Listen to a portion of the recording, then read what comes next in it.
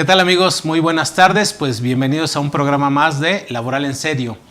Y pues el día de hoy tenemos un tema que es interesante, ya estamos próximos al cierre fiscal y seguramente por ahí en algún momento se nos preguntará o tendremos esa inquietud o duda sobre el tema de la fecha cierta. Y bueno, para ello tenemos dos grandes invitados, el licenciado Jorge Nava, quien pues es corredor público del Estado de México. ¿Cómo está, contador? Buenas tardes, agradeciendo también su invitación de usted, contador, de Carlos, nuevamente, acompañándolos. Y sí, vamos a platicar un poquito del tema de las fechas ciertas, que hay todavía algunas dudas por ahí. Perfecto, pues bienvenido y gracias también por aceptar la invitación. Y bueno, pues tú, Carlos, pues que ya eres de casa, ¿no? De casa, hombre. Ya te identifica toda la gente. Pues muchas gracias de todos modos por la sonrisa, los chistes y todo. Sí.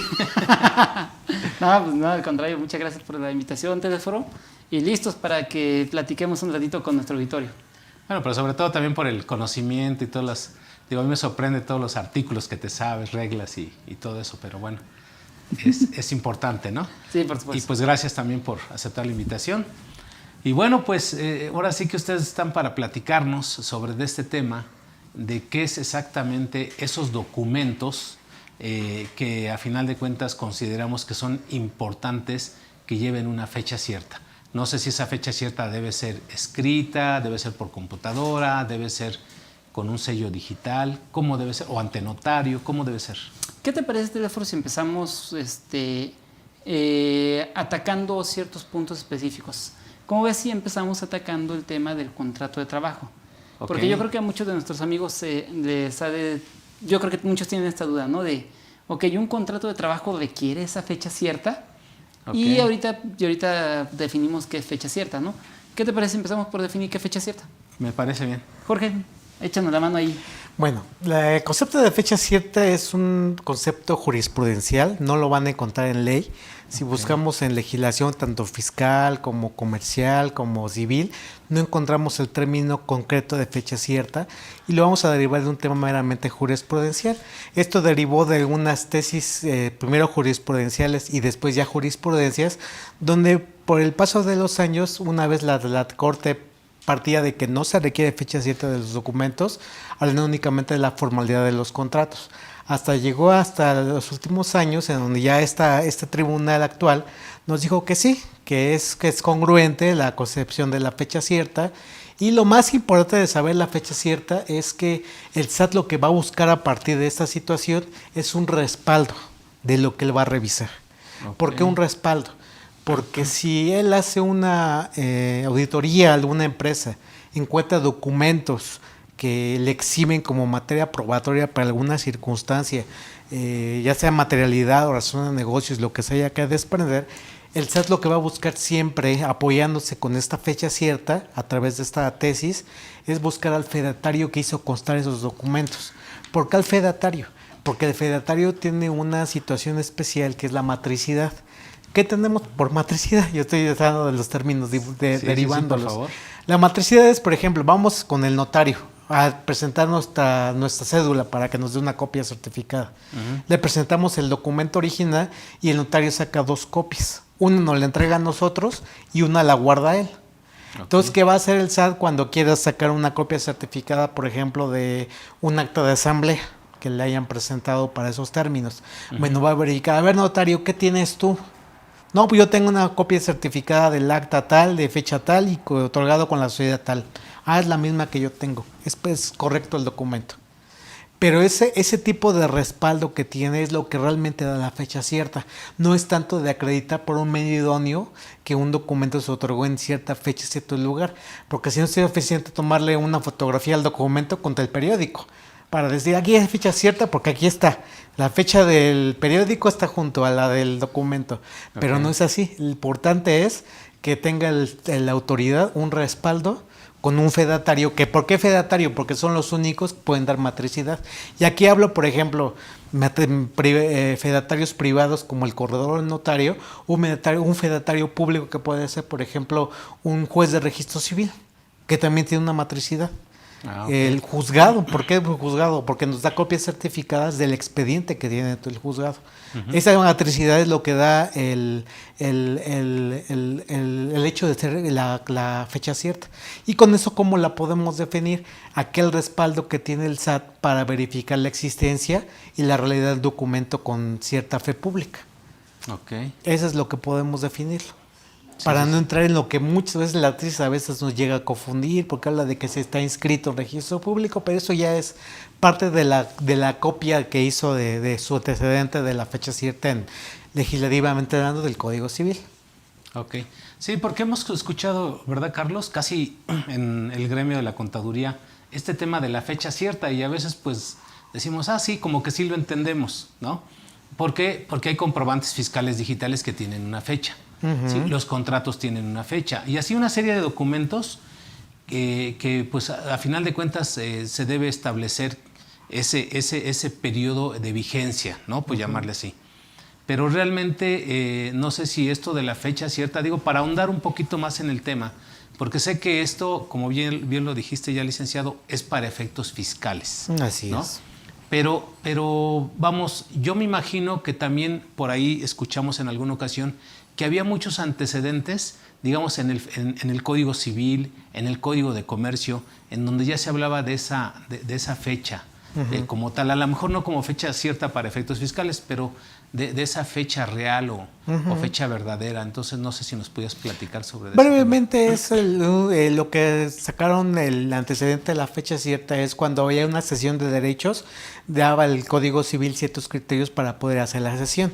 Entonces, dependiendo de qué hipótesis, había una muy parecida a lo que era la fecha cierta, es decir, darle una materialidad a través de un fedatario público. En eso te podemos hablar de la fe pública habilitante o probatoria. ¿Habilitante en qué sentido? Cuando la ley lo requiere. Sabes que tu compraventa ante notario. Es una fe pública habilitante porque forzosamente tienes que llevarla ante notario para que surta efectos legales, tanto probatorios como de registro público y demás. Y efectos en fe pública probatoria, aquella que nos da la fecha cierta, que únicamente nos sirve para términos de prueba, no es porque una legislación lo esté ordenando, sino solamente para darle una eficacia jurídica dentro del marco legal. Pero de ahí vino un poco ese antecedente, porque yo sé que si ustedes buscan en internet esa fecha cierta, esa jurisprudencia, a veces entra un poquito ahí en confusión por la redacción, pero la confusión viene porque el juez en su momento, el ministro, lo que hizo es tomar redacción del Código Civil en materia de cesión de derechos para darle una eficacia a la fecha cierta, que obviamente ya es eminentemente probatoria, ya no tanto habilitante como en ese entonces. Déjame aquí abonar un poquito, en este caso. Sí, por favor. Mira, precisamente hay una gran diferencia exactamente entre lo que nos acaba de comentar el licenciado Nava y lo que en materia fiscal normalmente entendemos, porque también tenemos que poner en la mesa, Telesforo, que este tipo de situaciones de fecha cierta, pues la autoridad tiene una concepción distinta. ¿Y por qué digo que la autoridad tiene una concepción distinta? Lo que pasa es que aquí tenemos, en este momento, vamos a poner sobre la mesa 3 criterios. El primer criterio que da la segunda sala de lo que fue el Tribunal de Materia Administrativa, que este fue un criterio del año de 2014. En este criterio de 2014 establecen que sí debe de haber fecha cierta, pero el antecedente que tiene en esa misma jurisprudencia, lo que menciona en este caso el ministro, es exactamente y habla basado sobre el efecto de una fe pública habilitante. Es decir, habla de lo que es exactamente una compra-venta de un inmueble. ¿Por qué? Porque como bien lo acaba de decir Jorge, y perdón George, pero vamos a traducírselo en español a nuestra audiencia, porque tú y yo lo entendimos perfectamente lo que dijo Jorge, pero no sabemos si nuestra audiencia lo entendió. Entonces, a ver, vamos a ponerlo en español.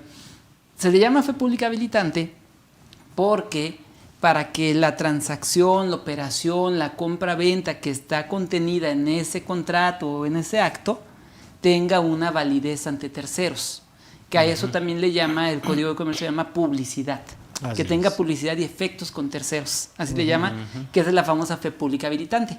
Vamos a encontrar por ahí de los artículos 20 a 27 del Código de Comercio que habla precisamente de esa fe pública habilitante. Ahí la habla, dice, a ver, ¿quieres que un arrendamiento, quieres que una compra-venta tenga validez, tiene que ser o un instrumento que haya sido otorgado ante fedatario público, corredores, notarios, jueces de primera instancia, etcétera, o dos, tienen que ser providencias de juez directamente, es decir, resoluciones o sentencias. Por ejemplo, un juicio de usus-capión, hay una resolución y con esa resolución del juicio de usus-capión, tú vas y ya escrituras, lo registras en el registro público y ya tiene la validez de una escritura de un inmueble.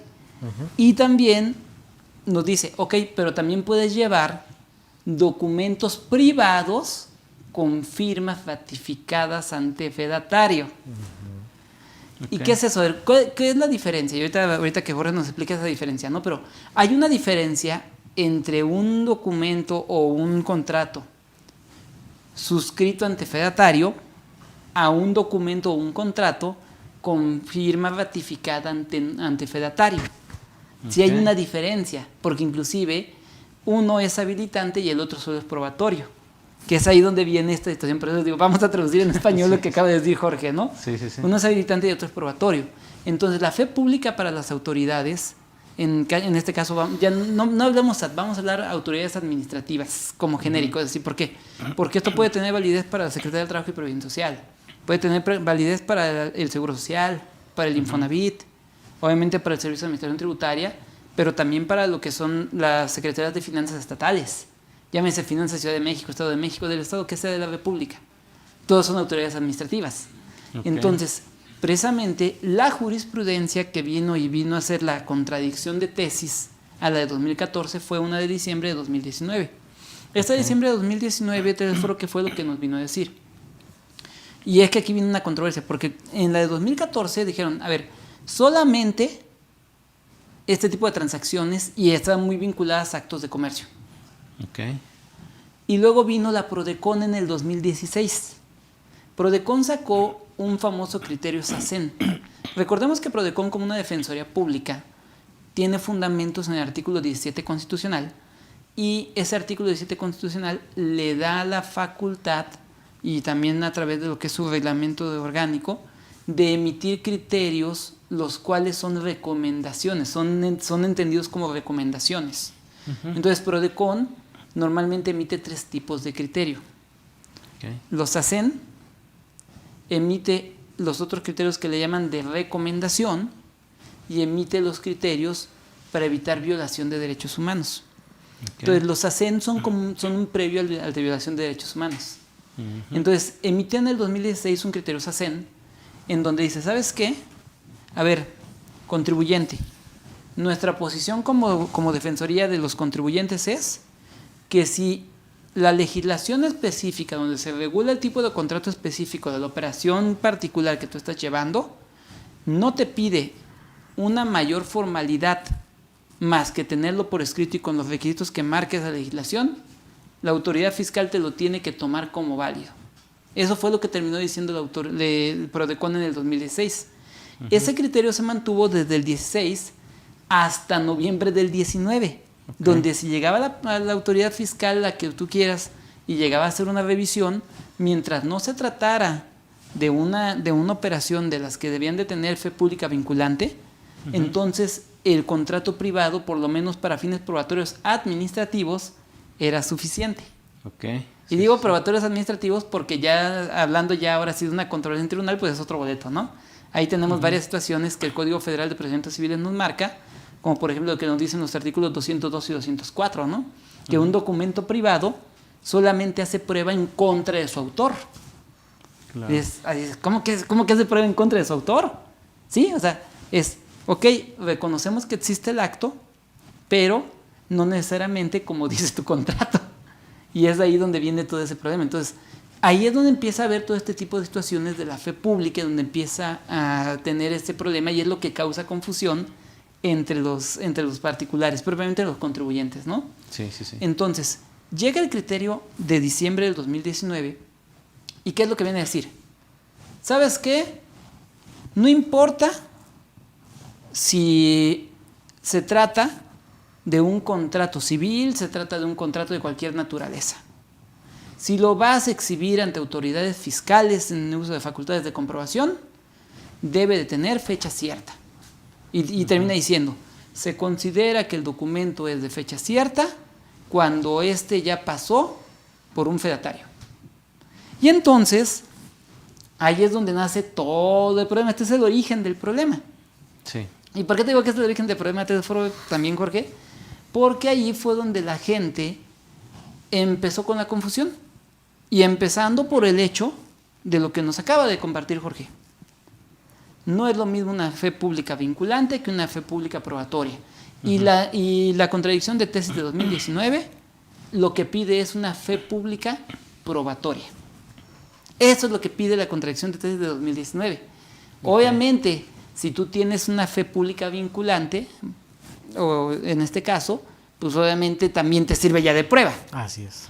O sea, es la más amplia, vamos a decirlo así, ¿no? Es la más amplia. Mientras la probatoria puede ser cosas tan sencillas como una simple copia certificada. ¿Por qué? Porque el criterio dice que haya pasado por un fedatario público. No dice que lo haya suscrito ante fedatario público. No dice que el fedatario público haya ratificado tu firma. Nada más dice que haya pasado por fedatario público. Y reitero, desde una simple copia certificada de un documento, ya pasó por fedatario. Sí. Entonces, es ahí donde comienza a tenerse este punto, ¿no? Okay. ¿Y esto por qué? Esto precisamente porque no es lo mismo decir que un documento es público a que un documento tiene una fe pública probatoria. Son dos cosas diferentes. Y Jorge, ahorita Jorge, apúntate todos estos puntitos porque ahorita nos los tienes que ampliar, ¿sale? No es lo mismo un documento público que una fe pública probatoria.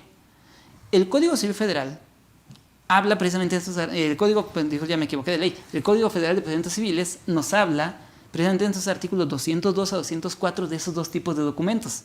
Nos habla de los documentos privados y nos habla de los documentos públicos. Así nos habla de los dos. Pero un documento público no es lo mismo, y lo vuelvo a reiterar, que un documento que tiene fecha cierta por haber pasado con un fedatario de tipo probatorio. Okay. Son dos cosas diferentes. ¿Por qué? Porque para que el documento sea público, aparte de haberse suscrito, ¿sale? De haberse suscrito ante fedatario, debió de haber sido inscrito en un registro público. Okay. Y entonces en ese momento se considera que tu documento es público. George, ahora sí, amplíanos todo lo que te dije. Bueno, vamos a tratar de llevar esa misma congruencia de la explicación para no confundir. Sí, perdón, antes, si me dejaras hacer un comentario. Sí, claro, con todo. Digo, para todos nuestros amigos que hoy nos están viendo, estamos hablando de la fecha cierta, pero pienso que también en los tecnicismos que a veces manejamos, que los comprendemos quien ya estamos involucrados, pues también hay jóvenes que luego quieren saber qué onda con esto de la fecha cierta, ¿no? Sí, claro. Y yo digo, pues si antes estábamos bien, ¿qué fue lo que pasó? ¿No? Porque las operaciones en las empresas, las transacciones importantes, siempre han existido y van a seguir existiendo. Todos nos movemos a través de contratos, ¿sí? Todo esto, ¿por qué nace, Carlos y Jorge?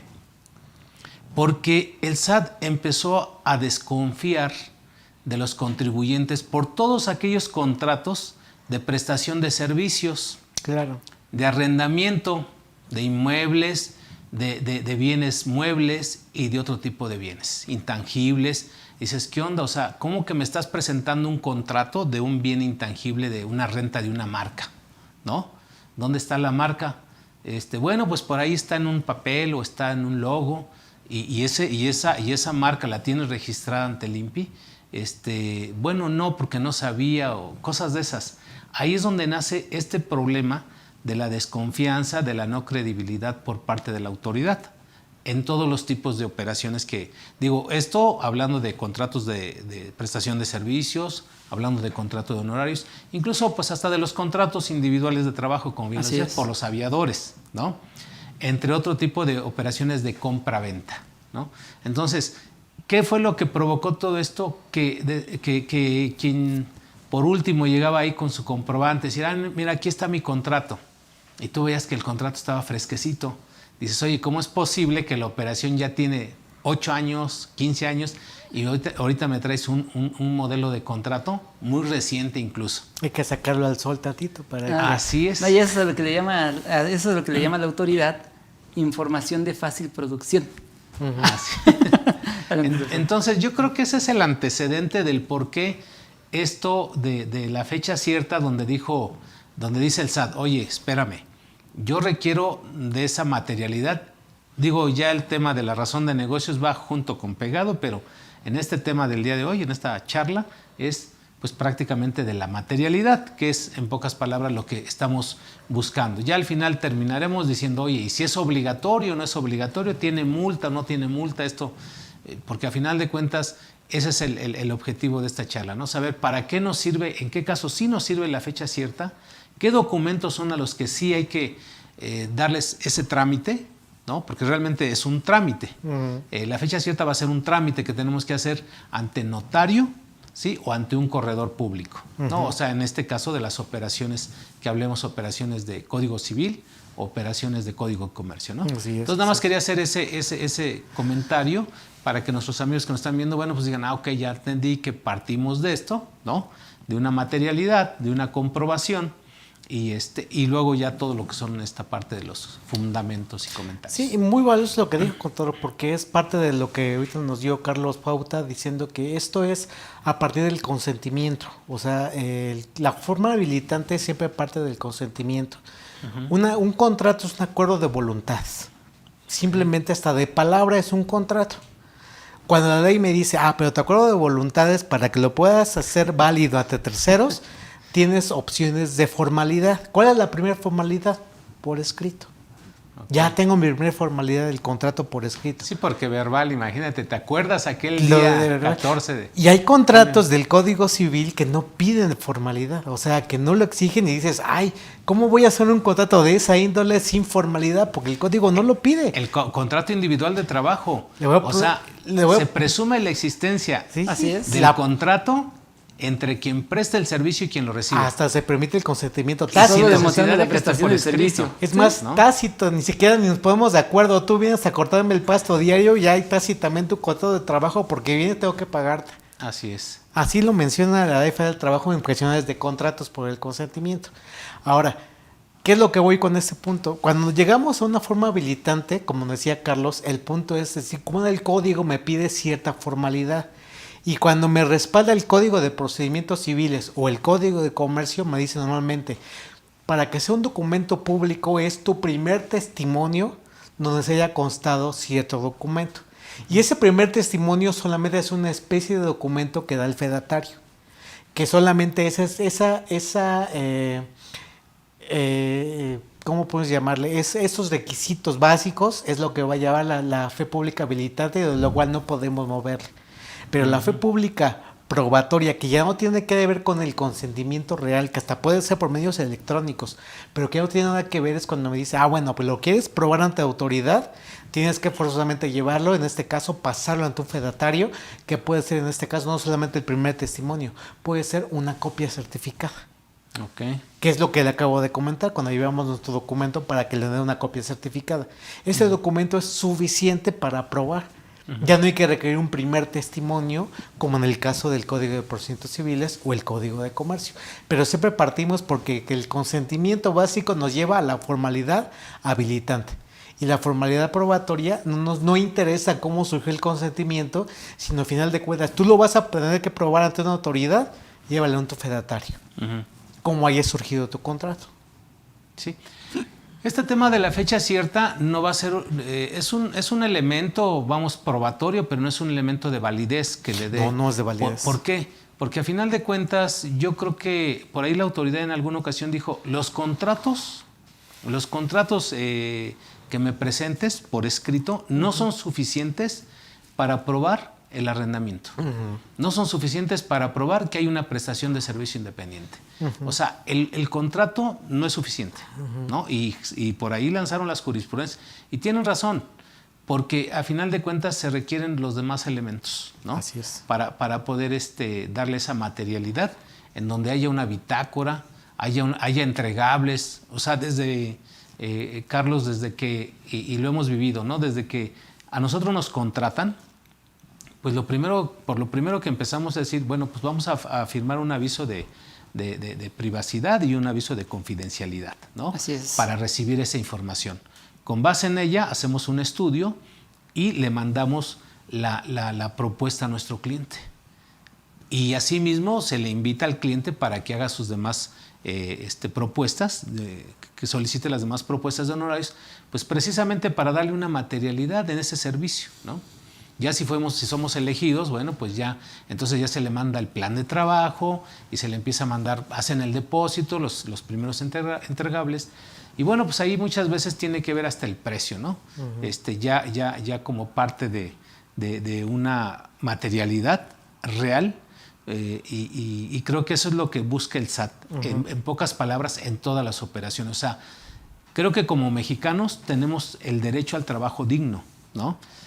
No hay prohibiciones, siempre y cuando sea lícito, lo dice la Constitución. Y eso es lo que no debemos perder de vista. ¿Por qué? Porque muchas veces a nosotros nos dicen, oye, pues creo que es un poquito caro tu honorario. Pero caro con respecto de qué. O sea, a lo mejor yo digo, mi hora vale 5,000 pesos, ¿no? Y por hacerte una declaración anual de personas físicas. Y ahí afuera del SAT te las hacen en 500 pesos, en 1,000 pesos. En 100 pesos. Sí, o sea, la diferencia, ¿cuál va a ser la diferencia? Lo que tú le estás ofreciendo, ¿sí? Las soluciones, los resultados que le vas a ofrecer. ¿Por qué? Porque a lo mejor uno, digamos en mi caso, cuando yo ofrezco ese tipo de servicios, que además lo hago por contrato, pues ahí digo cuáles son todo ese alcance que tengo, ¿no? Y dentro de ello, digo, esto lo platico para que vean nuestros amigos que cuando uno celebra un contrato, hay que hacerlo por escrito, hay que tener un alcance, pero sobre todo en ello hay que tener mucho profesionalismo, mucha ética, ¿no? Y por decirlo así, una de ellas es a los clientes decirle, oye, mira, tengo que descargar todos tus comprobantes fiscales, tanto los emitidos como los recibidos, validarlos, fíjate, ahí es donde hay parte de la materialidad, ¿no? Validarlos contra los depósitos que te hicieron. ¿Sí? Oye, pero soy asalariado, no importa, tienes un estado de cuenta donde te depositan tu nómina. Quiero verificar que estos recibos con tu estado de cuenta coincida para que no vaya a haber por ahí una discrepancia. Oye, veo otros depósitos, es que tengo ingresos de una renta. Oye, pero esa renta no veo que estés registrado en Hacienda o sea, ahí es donde entra el profesionalismo del decir, ¿por qué soy tu asesor? ¿Verdad? Y yo me imagino que una persona, con todo respeto, que esté afuera de Hacienda o cualquier persona que cobre poco, es porque simplemente va a decir, no, pues descargo la declaración, que ya está prellenada, le pongo ahí ¿cómo se llama? La autorización para que se genere la declaración y ya, oiga, hay saldo a favor o hay saldo a cargo, pero nunca reviso nada. Entonces ahí es donde yo digo, todo esto tiene que estar materializado, y cuando todo esto está probado, donde yo como profesionista, para poder cobrarte 5,000 pesos o 10,000 por tu declaración, sí tengo los elementos para decirle a la autoridad, oye, es que tuve que invertirle mucho tiempo en todo este trabajo, ¿sí? Y de ahí que, bueno, pues se da esa comprobación que el SAT no le va a quedar duda, está bien, está justificado tu honorario, que eso es lo que buscan en razón de negocios también, ¿no? Sí, claro. No, y mira, fíjate que, o sea, estos elementos de materialidad es muy importante, ¿no? Recordarle a la gente que el elemento materialidad no viene contemplado dentro de la ley, o sea, como concepto no viene dentro del Código Fiscal, no viene dentro de la ley de ICR. Sin embargo, se toma sobre la base de la actual NIF A4, que dicho sea de paso, recordemos que la NIF A4 actual deja de tener vigencia el 31 de diciembre de 2022, y acuérdate que a partir del 1 de enero de 2023 entra un nuevo marco conceptual de las normas de información financiera. Es decir, va a haber una nueva NIF A1 que viene a sustituir a la NIF A1, A2, A3, A4, A5, A6 y A7. Viene a sustituido por una sola NIF. Que bueno, ya después programaremos aquí en KDF un cursito de eso para platicar de ese cambio del marco conceptual. Pero bueno, regresando al punto para no desviarme. Precisamente la actual NIF A4 nos habla de los elementos cualitativos de la información financiera. Y uno de ellos dice que debe de ser veraz y verificable. Y estos dos conceptos de veraz y verificables los retoman después las normas internacionales de auditoría. Vamos a encontrar en las NIAs de la serie 500 que nos pregunta a los que somos auditores si obviamente verificamos la materialidad de una diferencia u operación dentro de la entidad. Y cuando nos dice esto de la materialidad, nos habla de que hayamos verificado que los elementos de negocio en marcha, de evaluación, verificación, obviamente comprobación de la operación sean vigentes. Entonces, y ahí viene entonces ahí es donde viene otro criterio de la Suprema Corte. La Suprema Corte en el año de 2016 saca un criterio para decir que es materialidad. Pero, pues digo, con todo respeto a nuestros amigos abogados, no entendieron qué decían las NIF A1 a la NIF A4. No lo entendieron. Y ellos dijeron, es que la materialidad sale de la NIF A1 a la A4. Ah, pues dale, qué padre, ¿y? O sea, no lo entendieron, porque en realidad tenían que haber hecho la vinculación entre estos conceptos como lo acabo yo de mencionar. Pero bueno, ese es punto y aparte. Entonces, toda esta materialidad, el contrato es parte de ella. No importa si se trata de un contrato de trabajo, si se trata de un contrato de prestación de servicios especializados, un contrato de prestación de servicios profesionales, un contrato de maquila, un contrato de comisión mercantil, puede ser a lo mejor hasta un contrato de mediación, un contrato de gestoría, un contrato de mandato. ¿Por qué menciono estos en particular, Telesforo? ¿Por qué estos 8 en particular? Porque todos estos llevan de por medio la prestación de un servicio personal. Algunos independiente, otros subordinado, pero todos llevan de por medio la prestación de un servicio personal. Y aquí es donde empieza a empantanarse la cosa. ¿Por qué? Tú eres especialista en seguro social, Telesforo. Me gustó la palabra, empantanarse. Porque no me vas a dejar mentir. ¿Qué pasa cuando el Seguro Social hace una auditoría al patrón y le encuentra prestadores de servicios, personas físicas, pagos a personas físicas, ya sea por comisiones, por honorarios, por asimilados, por maquilas, etcétera? ¿Qué es lo que pasa? ¿Qué es lo primero que cuestiona el IMSS? Sí, pues te pide los contratos. Contratos y te dice, demuéstrame, si no tienes un contrato que tenga esta fecha cierta, ¿qué va a decir el IMSS? Ah, no, para mí no es probatorio y por lo tanto yo presumo que nada más me lo estás disfrazando y en realidad se trata de un trabajador. Entonces, ese tipo de detalles son para los que nos va a servir la fecha cierta. No importa si es habilitante o probatoria, pero para eso nos va a servir. Es parte de para qué nos va a servir. Entonces, he ahí donde están estas situaciones, porque en todos estos contratos que mencioné, Telesforo, pues siempre va a haber ahí un punto, ¿no? Siempre va a haber un punto. ¿Por qué? Contrato de prestación de servicios especializados, con fecha cierta, que de entrada, a ver, vamos a parafrasear a un buen amigo. A nuestro buen amigo Rubén Santillán, espero nos esté viendo. Sí. ¿Qué dice Rubén? No existe el contrato de prestación de servicios especializados. ¿Cómo se llama? Contrato de prestación de servicios. Punto. Así de simple, sí. Así de simple, ¿verdad? Sin embargo, pues en la práctica todo el mundo, hay un contrato de prestación de servicios especializados. Bueno, quizá no lo podemos catalogar así, pero sí tiene ciertas características particulares que nos va pidiendo la Ley Federal del Trabajo al respecto de un contrato de esta naturaleza. Como por ejemplo nos dice, a ver, si eres una persona que va a prestar servicios de los que caen en la categoría de especializados o de obra especializada, el contrato debe de mencionar tu registro EPSE. El contrato debe mencionar el número total de trabajadores que vas a poner para el servicio. Y debe mencionar claramente la actividad que vas a realizar, ¿verdad? Claro. Más aparte debe indicar, o debe de haber, bueno, yo siempre he recomendado que debe haber una cláusula donde indique que tu objeto social no es el mismo, ni ejecuta la misma actividad que el contratante. Entonces, ahí ya vemos que tiene ciertas características particulares, ¿no? Ahora, entonces, todo este tipo de detalles están por ahí. Pero, para no desviar mucho del tema, porque quería hacer un comentario importante también de lo que decía Jorge, ¿no? Porque hay que recordarle a la gente que no es lo mismo tener elementos de validez que tener elementos de existencia de un contrato. Si yo junto los elementos de existencia, el contrato ya nace de la vida jurídica. Si no, pregúntenle a mi máster que lo tengo aquí al lado. El contrato ya nace de la vida jurídica. Pero si carezco de algún elemento de validez, el contrato sigue existiendo. Solamente se invalida una parte del contrato, bueno, dependiendo de qué elemento fue, ¿no?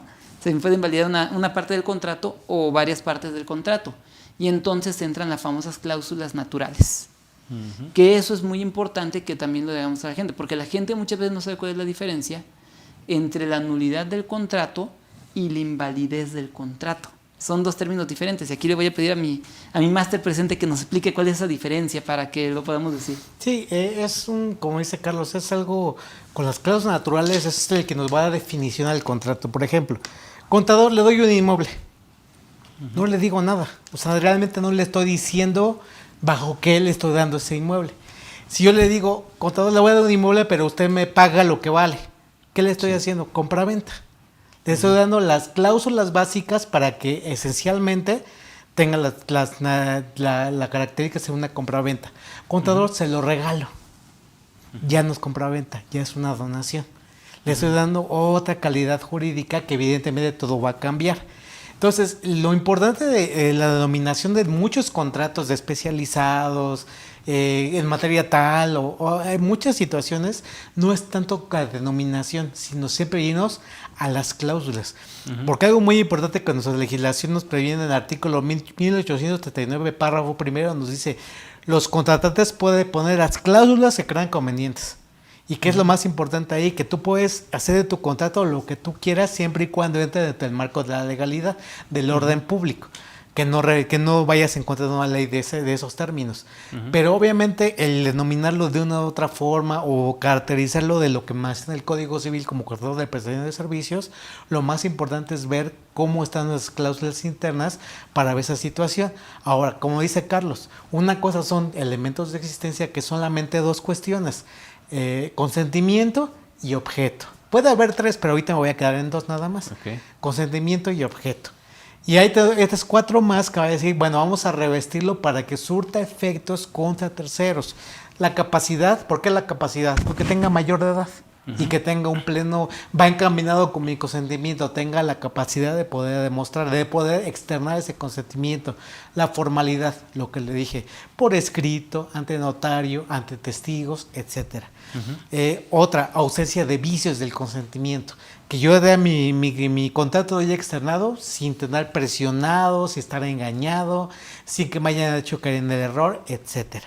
Y finalmente que haya un objeto, motivo, fin lícito. Quiere decir que lo que yo busco va conforme al orden jurídico. Es decir, una compraventa, pero ¿qué cree? Que la casa que le voy a regalar, pues ahí me la cuidan, ¿no? Porque luego la ocupan para llevar ahí secuestrados. Es un objeto ilícito. Así es. O sea, es un objeto totalmente ilícito porque va fuera del marco legal. Entonces, dependiendo, digo, no es clase de nulidades, pero dependiendo va a haber una nulidad relativa o una nulidad absoluta. Sencillo para diferenciarlo. Absoluta es la que va a ser nulo y va a destruir sus efectos y no hay posibilidad de arreglarlo. Es nulo porque es nulo. Relativo porque sí la puedes componer. Por ejemplo, te falta formalidad, ponle formalidad y te quitas nulidad. Pero una nulidad absoluta como la de, pues para que lleven ahí secuestrados, pues jamás.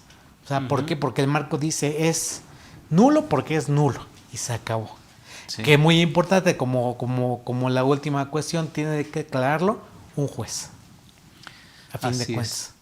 Pues, pero trata de abundar, pero no ya hay mucha más confusión con mis términos. Sí, claro.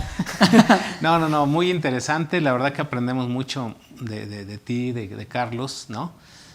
Yo me quedo pensando en esa estructura de los contratos, que como bien dices, el chiste es a veces tener el documento, el papel por escrito, que a lo mejor no somos los expertos, pero cuando menos empieza por elaborar un escrito, ¿no? Así es. Yo el otro día les comentaba en un curso, en un taller de elaboración de contratos de trabajo, que pasé a una papelería y pedí ahí un contrato individual de trabajo. Y efectivamente, fueron ahí a su gaveta, sacaron el bloc, desprendieron la hojita. ¿Cuántas quieren? No, pues 1.50, $1.50, ¿no? ¿A qué voy? Ese documento, les decía, cuando menos utilicen ese documento básico. Sí, claro. Pero ojo, pero que exista. Agréguenle estos datos que se requieren, como bien decías, esos elementos que de validez, de existencia, que le faltan. Pero lo más importante es tenerlo. O sea, que les decía, el papelito habla, ¿no? Así es. Entonces, partiendo de este comentario, yo a lo que voy es que a final de cuentas los contratos, la nomenclatura que tengan, el encabezado que tengan, vamos, no es como que una sanción, no va a haber una sanción por haberle puesto contrato de asimilados. O sea, sabemos que eso en el mundo del derecho está penado porque ni siquiera es un contrato atípico. Así es. Pero verdad que aquel que lo tiene, cuando menos que erróneamente, y dice contrato de asimilados que celebran por una parte el prestador de servicio fulanito. Ok, pues ahí hay el asesor está para eso, sabes que corrígelo. Pero tiene, creo que las declaraciones, después del encabezado, que se equivocó en el encabezado, ¿sí? Pero luego vienen las declaraciones del contratante y del prestador del servicio, ¿no? Uh-huh. Y luego ya vienen las cláusulas. Y a lo mejor en las cláusulas también le puede faltar una que otra. Pero dices, bueno, pero va bien, o sea, dentro de lo que cabe va bien, ¿no? Y luego ya cierra ahí con la fecha y la firma, ¿no? Sí, claro. Una fecha y una firma, hacia allá voy. Ok, la mayoría de los contratos en México, de operaciones de compraventa, prestación de servicios, de arrendamiento y cualquier otro, los mismos de asimilados, a final de cuentas traen una fecha. La fecha en que se está celebrando, ¿no? Y que normalmente es la fecha en que se inicia, y que inicia la vigencia e inicia la obligación de la otra parte de empezar a pagar, ¿no? Sí, claro. Eso es bien importante. Y tiene que ser acorde todo, ¿no? Porque no puede ser que celebres un contrato con tal fecha y empezaste a pagar desde antes o mucho después. Entonces, esa fecha, para nuestros amigos, porque yo tenía la duda y tú me hiciste el otro día el favor de aclararla, que yo te decía, oye, si yo tengo un contrato de arrendamiento de hace 10 años y ahorita la llevo con el notario o el corredor público, él me va a hacer constar que ese contrato de arrendamiento de hace 10 años efectivamente se celebró hace 10 años y tú me dijiste no. Entonces yo te preguntaba, entonces ¿para qué te contrato si no me estás dando la fecha cierta? ¿Sí? Porque yo lo que quería era darle una validez a la fecha cierta de hace 10 años. Claro. Uh-huh. ¿Qué me puedes opinar de eso? Bueno, en este punto es que aquí partimos de que tampoco no hay que darle efectos retroactivos a esta jurisprudencia. ¿Por qué? Porque hay documentos ya antes de esta jurisprudencia, este criterio, que efectivamente nunca le vamos a poner una fecha cierta, como un contrato de hace 10 años. Entonces, para esos efectos, digo, no sé qué tal convicción puede hacer para haciendo alguna declaración que sea por parte del contribuyente o de la persona que me exhibe el documento, que con otros medios probatorios me quiera a mí declarar únicamente que el documento tiene esa fecha cierta a partir de otros depósitos, a partir de estas situaciones. Eso a través, yo creo que de un peritaje, ¿no? O en este caso, lo pregunto. Lo que pasa es que aquí hay un tema, ¿no? Recordemos que si ya nos metemos en el mundo de la prueba, uh-huh, obviamente hay varios tipos de prueba, ¿no? Podemos hablar de la testimonial, podemos hablar de la pericial, podemos hablar de la documental, entre otras. Uh-huh. Pero cada una tiene un ámbito muy específico de aplicación en donde vamos a tener. Vamos a encontrar nosotros en el Código Federal de Procedimientos Civiles, a partir de lo que es el artículo 145 en adelante, precisamente habla de la prueba. Desde ahí es donde comienza todo el tema de la prueba. Y empieza a decir qué características debe tener cada una de estas pruebas, uh-huh, qué debe de cumplir, cómo debe cumplir, pero no dice específicamente para qué te va a servir cada una. Nada más dice, son pruebas. Y el que realmente va a terminar calificando si la prueba es idónea o es efectiva es el magistrado o juez que te corresponda en tu controversia. Uh-huh. Entonces, es donde va a estar. ¿Por qué? Por ejemplo, un arrendamiento, un peritaje desde el punto de vista contable, o como ahora lo llaman, porque inclusive hasta también puede ser penal, porque recordemos que el peritaje contable en materia penal es la famosa prueba antropológica contable, que es como le pusieron en materia penal, pero no es otra cosa más que un peritaje, lo que conocemos como peritaje, ¿no? Okay. Entonces, esta prueba antropológica contable, lo único que tú dices es, mencionas si la operación existió de acuerdo con la documentación en el periodo que dice haber existido, uh-huh, pero como tal, no te dice ni te da la fecha cierta de un contrato. Nada más te dice, ¿la operación existió, sí o no? Entonces, tú como contador opinas si se dieron los depósitos, si fueron emitidas las facturas, si están los registros contables, si los registros contables no se ven alterados, etc. O sea, al final del día es como una auditoría, nada más en un punto muy específico, hecho bajo una norma que se llama norma de atestiguamiento. Uh-huh. Entonces, es ahí donde viene. Entonces, dependiendo, reitero, de para qué lo queremos, es la eficacia probatoria. ¿Por qué? Porque, por ejemplo, en materia laboral, pues ahí tenemos el mundo al revés. ¿Y por qué les digo que tenemos el mundo al revés? Porque en materia laboral, la carga de la prueba siempre va a estar para el patrón. Recordemos que en materia de derecho, en latín, la carga de la prueba, el gyrus adidus. No recuerdo Bueno, la carga de la prueba se pone en el mundo del derecho, la carga de la prueba es para el que afirma. Es que el que afirma, demuestra. Debe de probar así. ¿Sale? El que afirma, demuestra, debe de probar. Excepto en materia laboral, que aunque el trabajador afirme, él no es el que demuestra. Es decir, si yo voy y digo al tribunal en este momento, al tribunal laboral, y digo, es que Telésforo me cobró. Yo llego en ese momento y nada más exhibo un estado de cuenta donde se ve que Telésforo ya me hizo depósitos o me ha hecho depósitos. Ya con eso ya probé, de acuerdo con la jurisprudencia, ya probé que existía la relación de trabajo entre Telésforo y Carlos. Un salario.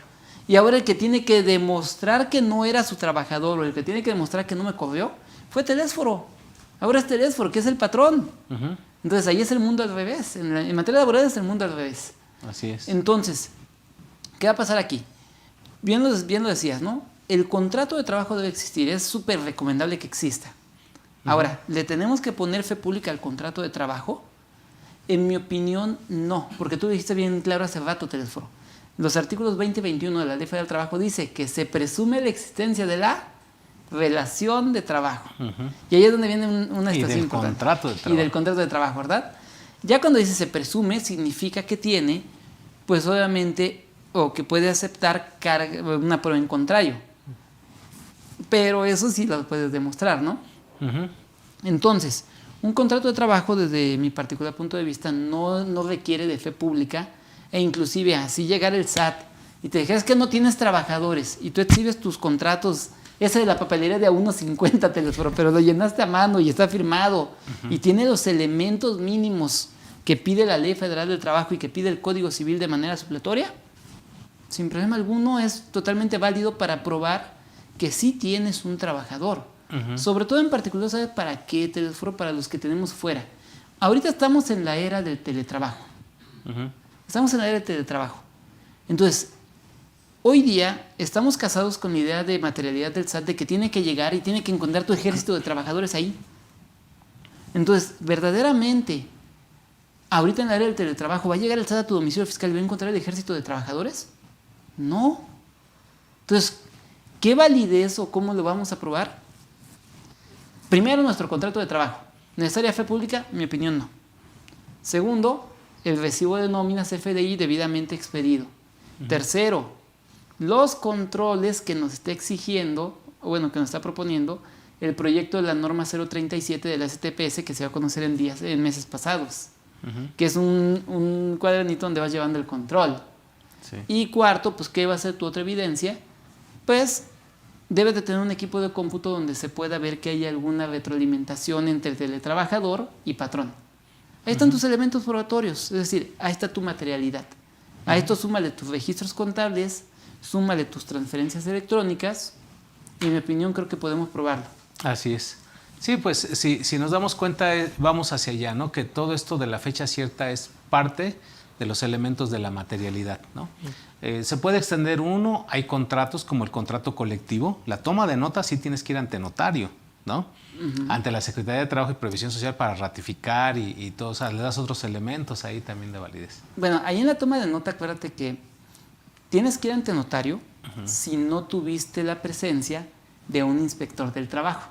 Porque acuérdate que si tú no quieres gastar en notario, porque también se puede, tú puedes pedirle al Centro de Conciliación y Registro Laboral que te mande un inspector del trabajo que dé su visoría. Y obviamente el inspector del trabajo, como funcionario público, goza de fe pública.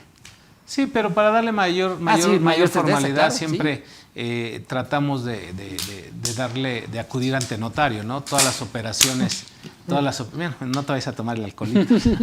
Todas las operaciones que hacemos, sobre todo hay unas que aunque no requieren el fedatario público, pues le damos esa formalidad. La misma cédula profesional, ¿no? Todos tenemos una cédula profesional de los que tenemos un título. ¿Y qué sucede? Que a veces se nos hace fácil también pues portar una copia certificada válida ante notario. Y no es lo mismo a que lleve yo una copia simple a que la lleve ante notario, ¿no? Entonces, esto, para adelantarme un poquito, porque luego pues ya se nos puede llegar a ir, esta parte de la fecha cierta, que ya bien nos los aclaraste, no es para dar testimonio de que efectivamente efecto retroactivo y que certifique, pero quizás sí nos va a servir para que cuando hay contratos nuevos, o sea, si yo voy a celebrar un contrato de arrendamiento de un inmueble o de maquinaria, no sé, por $1,000,000 mensualmente, yo creo que vale la pena llevar ese contrato. Para que se le dé fecha cierta, fecha de vigencia, de inicio de vigencia. ¿Y eso qué costo tiene, Jorge? Bueno, en los fedatarios algunos se manejan con arancel, en el caso de los corredores no tenemos arancel, y los notarios que usan el arancel, dependiendo del número de páginas y el número de ejemplares, es como va a cotizar el término de ese cotejo, vamos a llamarlo así, como algo más económico para las empresas. Si es con el corredor público, con el simple mutuo acuerdo de decir cuánto llegamos un aspecto honorario es suficiente. Entonces todo depende también aquí del llamado sapómetro, de decir del peño del sapo, la pedrada. Okay, sapómetro. Sí. Para poder decir esa parte de cómo entre más documentos tengas, yo también voy a ser más flexible en dejarlo. Yo creo que esa ley del sapómetro, ¿no? Era sí, la claro. ley de pesas y medidas, que hoy es la ley de metrología, ¿no? Sí, claro. O sea, cosas de esas, sí. Pero bueno, vamos a pasar algunas preguntas, si así me lo permiten, para que podamos ahí ¿Quieres que darle? escuchar a nuestros amigos. Sí, por favor. Va. A ver, nos dice Roberto Peralta. ¿Qué tal? Buenas tardes, mi estimado Telésforo, Carlos y Jorge. Excelente tema. Respecto a la fecha cierta en los contratos, en cuestión laboral, si una empresa no tiene contratos firmados con sus trabajadores, ¿qué fecha debe tener el contrato si se realiza ahora en este mes o cuáles son sus recomendaciones? Empiézale, yo sí. ¿Empiezo? Sí, por favor. Mira, Roberto, podemos empezar desde el tema constitucional. El artículo 5 y el artículo 123 constitucional establece que cuando tú contratas a un trabajador pero careces del contrato, el trabajador no está obligado a prestarte el servicio por más de un año. Por lo cual yo te recomendaría que si no tiene contratos, elabóralos en este momento, ponle dentro del contrato, en los términos que marca el artículo 158, una cláusula reconociéndole la fecha en la que empezó a trabajar contigo para la antigüedad, y lo puedes hacer en este momento sin mayor problema. Teléfono, ahora sí. Sí, opino lo mismo, más vale tenerlo que no tenerlo.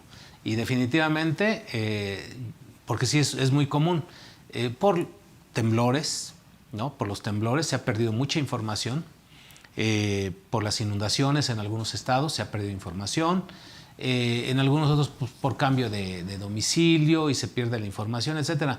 Entonces, muchas empresas no lo tienen, y quien lo tienen, pues ya son contratos muy viejitos, de esos de papelería, Así ¿no? es. Entonces, que aprovechen y que empiecen a llenar sus contratos con todos los requisitos que hoy marcan las leyes, en cada una, Código Civil, Código de Comercio, ¿no? Operaciones de compraventa, los contratos individuales de trabajo, los contratos colectivos. Entonces, con todas estas reformas del año 2012, ejemplo, para efectos laborales, donde ya te piden una CURP, te piden la designación de beneficiarios y todo eso, pues hay que hacer ese contrato adecuado a lo que hoy en día se está pidiendo. Y se está pidiendo como una sugerencia, porque mira, sí, si tú no designas a los beneficiarios en un contrato individual, digo, desafortunadamente con esto de las desapariciones forzadas, ¿no?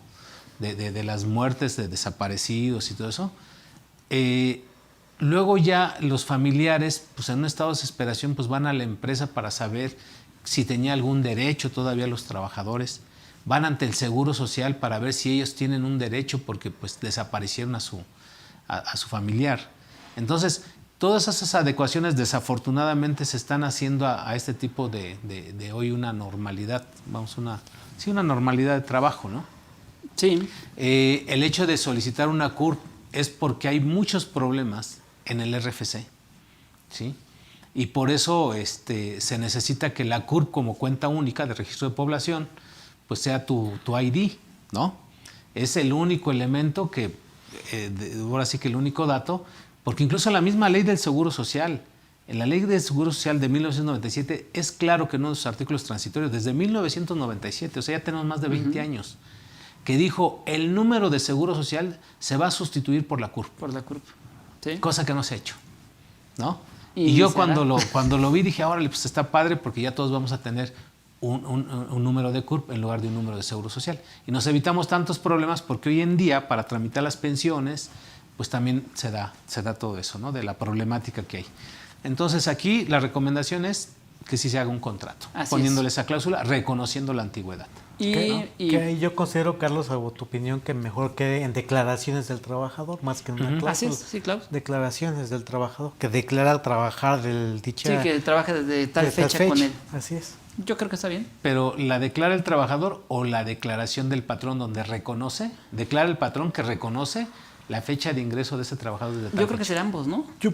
Yo pienso que con lo que dijiste, el mundo al revés, con la del trabajador es más que suficiente. Sí, claro. Porque ya estamos diciendo el trabajador lo declara. O sea, no Digo, tiene ni que probarlo. lo que Con el simple hecho de que lo declaras. Sí. Tenemos que verlo un poquito con malicia, ¿no? Vamos a verlo un poquito con malicia. ¿Por qué?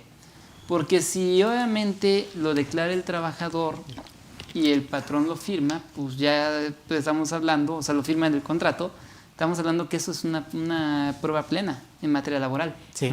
Porque llega el trabajador con ese contrato y pues ni cómo echarte para atrás, ¿no? En cambio, si el patrón la declara y el trabajador no la firma, pues ahí podemos hablar a lo mejor de entrar ya en temas probatorios, ¿no? Ok. Sí, pues cierto. Perfecto. Sí, porque tiene que ver esto la fecha, ¿no? La fecha es una fecha cierta de realmente cuándo inició la prestación del servicio. Así es. Así es. A ver, nos dice Juan Arturo Guzmán. Todo servicio o producto se debe hacer contrato de prestación de relación comercial ante notario para la famosa fecha cierta. George. Bueno, aquí volviendo un poquito al resumen, ¿no? Lo que hemos platicado, dependiendo de qué es lo que deseamos probar y para qué efecto tenemos que hacer. Si, por ejemplo, la relación comercial me abarca un negocio mercantil, un negocio civil, que la propia ley me pide formalidad, ahí sí, tenemos que hacerlo, ante notario o ante corredor público. Si no me pide formalidad, pero si yo siento que por mi actividad comercial puedo llegar a exhibirlo como una prueba ante una autoridad, es importante contar con esa fecha cierta. ¿Quién nos va a dar el decir cuál sí y cuál no? Nuestro abogado fiscalista o nuestro contador que nos lleve la empresa. Nos diga, ¿sabes qué? Esto sí tenlo como prevención por si más adelante no lo llegan a pedir. Okay. Entonces, ahí es el que nos va a decir cuál sí y cuál no. Pues de hecho, digo, yo desde ahora poniéndonos la batuta de fiscalista, ¿no? Mi opinión sería, y en apego a lo que nos menciona el criterio jurisprudencial de diciembre del 19, que yo creo que sí tendríamos que pasar todo, más que ante notario, sí todo por fe pública. Es decir, ya decíamos hace rato, puede ser una copia certificada, puede ser una ratificación de firmas, puede ser incluso celebrarlo con notario, pero que sí tenga una fe pública, ¿no? Hay una opción que si bien al SAT no le gusta, sí también sí sirve, que es el famoso sello de tiempo. El Código de Comercio en los artículos 89 bis, 90 y 90 bis, precisamente reconoce el firmado electrónico, el resguardo electrónico, no es el firmado, el resguardo electrónico de un documento, en donde atendemos a lo que marca la norma oficial mexicana 151 de Secretaría de Economía del año de 2016, y se le pone el famoso sello de tiempo. El sello de tiempo consiste en que un tercero autorizado por la propia Secretaría pone un sello digital dentro del documento. ¿La Secretaría de Economía? Así es, Secretaría de Economía. Pone un sello digital dentro del documento y ese sello digital es una declaración, ¿podemos decirlo? Sí. Es una declaración de que ese documento ha permanecido inalterado. Que eso es lo que nos pide el Código Federal de Procedimientos Civiles. Es el artículo 210A el que dice que cuando tú tengas un documento en cualquier medio electrónico o cualquier medio que la tecnología aporte, lo único que tienes que demostrar para que sea una prueba plena en una controversia es que ha permanecido en el tiempo inalterado. Y la forma de demostrar eso de que un documento de manera electrónica ha permanecido en el tiempo inalterado es con un sello de tiempo, que el sello de tiempo te lo pone cualquier PAC. De hecho, me atrevo a decir que el 90% de los proveedores de certificación de CFDI son también proveedores o también son proveedores de servicio de sello de tiempo. Ok. Esto del sello de tiempo entonces lo establece el Código de Comercio. Así es. Como tal, o sea, sí existe el concepto, la definición de sello Sí, de tiempo. está dentro, precisamente el Código de Comercio tiene un capítulo que se llama del comercio electrónico, que corre del artículo, si no me recuerdo, creo que es 89, si no me recuerdo, 89. al ciento y tantos, como 110, algo así, por ahí así. Y ahí corre todo, precisamente habla. De hecho, fue de las primeras legislaciones en reconocer los elementos electrónicos que hoy conocemos. Es decir, fue la primera legislación que reconoció una firma electrónica, la primera legislación que reconoció un mensaje de datos, la primera legislación que reconoció inclusive los conceptos de firmante, el concepto de certificado digital, etc. Ya luego vino el Código Fiscal, ya luego vino la Ley de Firma Electrónica, etc. Pero el de las primeritas que lo reconoció fue el Código de Comercio. Ok. Entonces, aquí hemos hablado de este tipo de contratos, ¿no? Ya sea de productos y de servicios, pero también hay algo bien importante, licenciado, las actas. Las actas, las actas constitutivas por sí solo traía una fecha cierta a partir del momento en que nace la sociedad, ¿no? Así es. Su fecha de nacimiento, por llamarla así. Pero luego vienen las actas de asamblea. Hay ordinarias, hay extraordinarias, ¿no? Hay actas de disolución, ¿no? Esas actas de asamblea requieren una fecha cierta. Sí. ¿Sí? Sí, totalmente sí. ¿Y es obligatorio acudir ante notario o nada más algunas? Ya es una obligación llevarlo ante fedatario, el tener asambleas ordinarias y extraordinarias. Anteriormente había no tanto de ordinarias y extraordinarias, sino el hecho de, por ejemplo, un aumento de capital fijo o variable. El variable no es el código de la ley de sociedades mercantiles, únicamente con los requisitos que marca la propia legislación para esos efectos. ¿Cuáles son? Escribir en los libros de la sociedad que hubo un aumento de capital o una disminución de capital variable. O sea, no requiere ni No requería ni siquiera llevarlo ante fedatario, no requería ni de eso.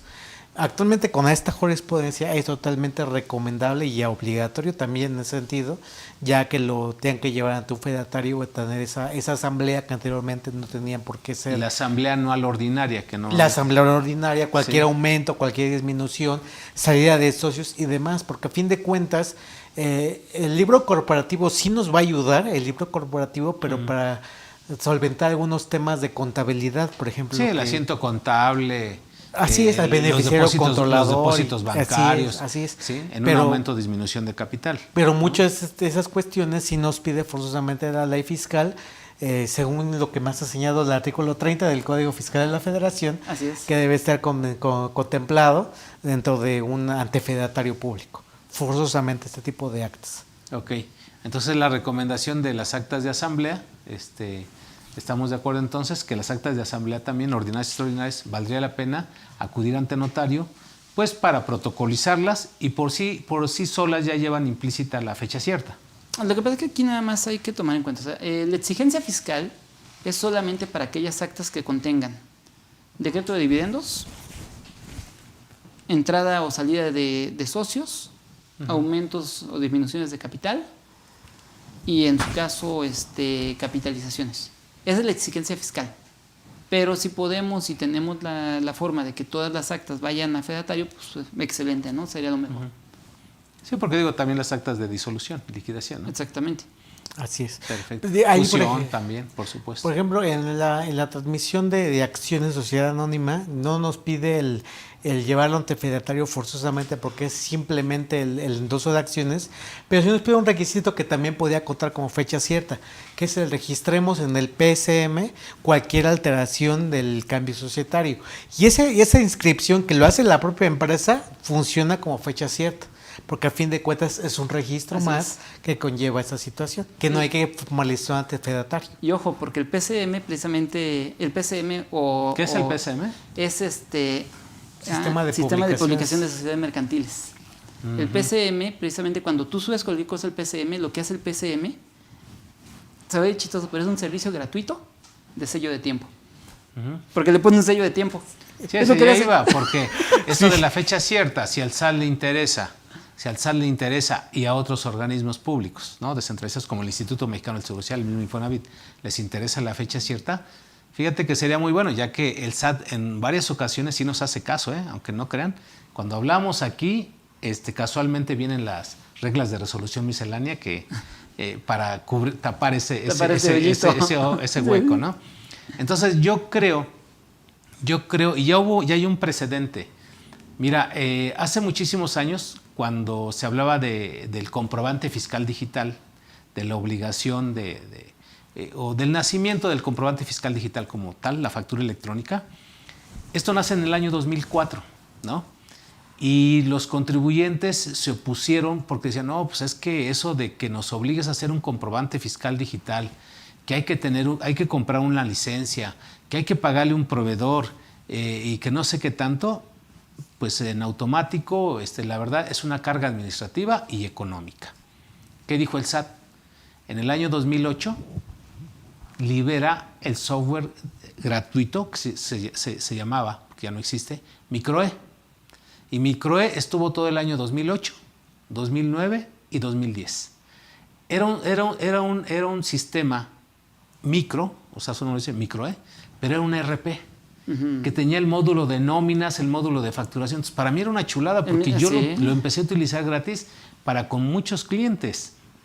Pero ¿cuál fue el antecedente de ese sistema? Que la gente lo había pedido. Así es. La gente lo pidió y así decía en la plataforma del SAT, en donde venía ese aplicativo, decía, en atención a la necesidad y a las sugerencias por parte de todos los contribuyentes de esta queja, pues ahí está el programa. Y desafortunadamente mucha gente no lo utilizó. Desafortunadamente, ¿por qué? Digo, era gratis, pero porque ellos sentían que era un acto de fiscalización, porque estaba en línea con el SAT, ¿no? Pues de hecho, el sistema Mis Cuentas es también la evolución del Microe. O sea, con otro nombre, pero sigue existiendo porque se llama Microe. Sí. O sea, el Microe era el que hoy es Mis Cuentas, que es el que utilizan RIF, etcétera. Es la evolución del Microe, porque te das cuenta hace casi las mismas funciones. Sí. Nada más que la diferencia que el Microe era una base de datos. Así es. Era una base de datos que sí te almacenaba toda la información. Digo, pero tenía ese módulo de interacción de entre los módulos de nóminas, el de contabilidad y el de la facturación electrónica. O sea, eran los tres módulos: contabilidad, facturación electrónica y nóminas. Y entonces yo, ¿por qué hago este comentario? Porque ojalá que entonces la autoridad, que también luego por ahí nos ven, que pusieran una plataforma gratuita, pues para darle ese sellado de tiempo, ¿no? Gratuitamente, o en su caso, que se le diera la fecha cierta. Digo, claro, todos los notarios y todos los corredores públicos van a decir, oye, no andes dando esas sugerencias porque pues nos quitan el trabajo. Claro. No, la verdad es que no es así. O sea, es ya ahí, pues con tal de que la gente tenga esa cultura, ¿no? Si no lo quieres con costo, pues gratuitamente. Yo siempre he dicho, cuando algo es gratis, pues vamos, hay riesgo, ¿no? Pero cuando lo haces con una paga de una consultoría, de un buen notario, de un buen corredor público, bueno, pues es mejor. Que ese es el origen del sedatario, ¿no? O sea, cuando el Estado no puede asumir costos para ciertas cosas en la formalidad de muchos actos jurídicos inicialmente, creó la figura del notario para investirlo de fe pública siendo un particular para que él tenga la validez como si fuera pasado ante el Estado, pero los costos lo asume él. Sí. O sea, el costos de implementación, de todo lo demás, lo que implicará al Estado crear plataformas, servidores públicos, y toda esa cuestión que normalmente lo delega a un notario público, a un corredor público. Ok. Entonces, oye, Lick, y aprovechamos el espacio para tu publicidad. Tú como corredor público, bueno, actualmente has hecho este tipo de... Sí. Esto de la fecha cierta. Sí. Entonces, para que les digas a nuestros amigos que, bueno, pues vamos, tú también estás... Pues platicarles, como decía Carlos, ¿no? Lo importante es hacer lo menos costoso ese término, porque como dijo, es un trámite. Y lo importante nada más sería... Nos pueden llamar aquí a CADEFI. Nos pueden llamar a CADEFI para que soliciten para que hagan una valoración del documento primeramente. Así es. Y esa valoración del documento nos llega a nosotros para decir cuántas hojas son, cuántos ejemplares se requieren, y ya con eso podemos darle un servicio rápido. Sí, los términos y todo para que tú prestes el servicio. Así para estar el servicio. Tú estás en el Estado de México. En el Estado de México. ¿En qué parte del Estado de México? Mi oficina está en Tecamachalco. Ok. De las Fuentes 184, que es donde está ahí concretamente, pero es Tecamachalco, Naucalpan. Muy pegado con Polanco, ¿no? Muy cerca de Polanco. Muy cerca de Polanco, muy cerca de Santa Fe, muy cerca de Periférico. Okay. Pues qué bien, digo, a final de cuentas, la cuestión es que la gente también sepa que aquí en KDFI tenemos este servicio para poder sellar esos comprobantes. Sí, lo importante de KDFI es que les va a hacer un análisis del documento, ¿no? Y les va a decir si es prudente llevarlo a la FEPU a la fecha cierta o algunos otros términos, dependiendo de qué es lo que, como nos han preguntado, ¿no? Este documento lo quiero fecha cierta, KDFI lo que le va a decir es sí, lo va a requerir como fecha cierta y nos va a canalizar con nosotros los especialistas para esos términos. O va a decir, lo requieres por otra cuestión. Perfecto. Por ejemplo, la línea del tiempo que decía acá. Sí, claro. Sí, porque por ahí creo que vamos a solicitar los servicios, ¿no? Así es. De LIC para algunas actas y todo eso de asamblea, darles fecha cierta y todo eso, ¿no? Es correcto, sí. Bien, entonces seguimos ahí con... Sol Gemexi nos dice, buenas tardes, mi empresa me tiene como, me imagino que es ese proveedor, en el REPSE. Aunque nuestra labor es mantenimiento industrial, no nos dieron PTU. A ver, ya me perdí porque tengo un amollón. Ahí está. Sí. A ver, de nuevo. A ver, buenas tardes, mi empresa me tiene como contador en el REPSE, aunque nuestra labor es el mantenimiento industrial. No nos dieron PTU porque según ellos pueden declararse en ceros y tampoco nos dieron la carátula de PTU. ¿Qué acción se puede realizar en este caso? La demanda. La demanda definitivamente es acudir ante la Secretaría de Trabajo de Previsión Social. Hoy tenemos juntas locales, juntas federales, pero también tenemos los tribunales, ¿no? Sí, no, y aparte, recordarles nada más que en términos del artículo 516 tienen todo un año para reclamarlo. Así es. Ellos pueden hacerlo por dos lados, ¿no? La primera, pueden ir y presentar ante lo que es el Centro de Conciliación para desde ahí pedirlo de materia laboral, que no les van a hacer mucho caso. Dice el licenciado Rubén, ante el SAT. Ajá, y la otra que la recomendable es ante el SAT.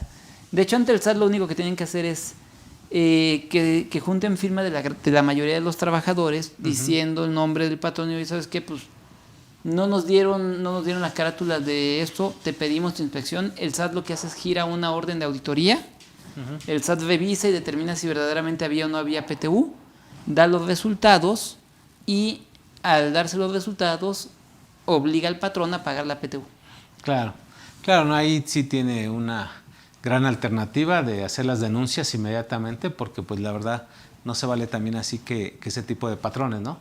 Digo, que no haya una transparencia. Si ya estás por ahí mermando sus prestaciones, no lo sé, pues cuando menos tratar de hacer lo demás bien, ¿no?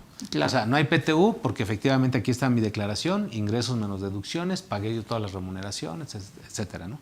Pero digo, ahí entra en otro tema con la destinataria del servicio, ¿no? La beneficiaria del servicio. Así es.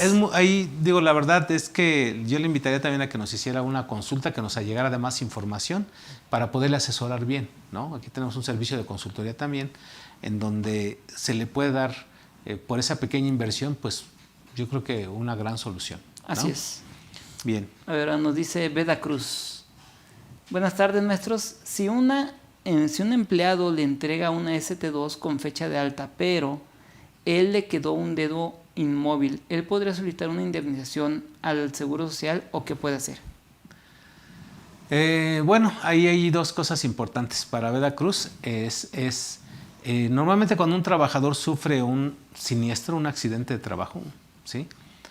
Como tal, el Seguro Social sí hay un procedimiento en donde les ponía el otro día un ejemplo, ¿no?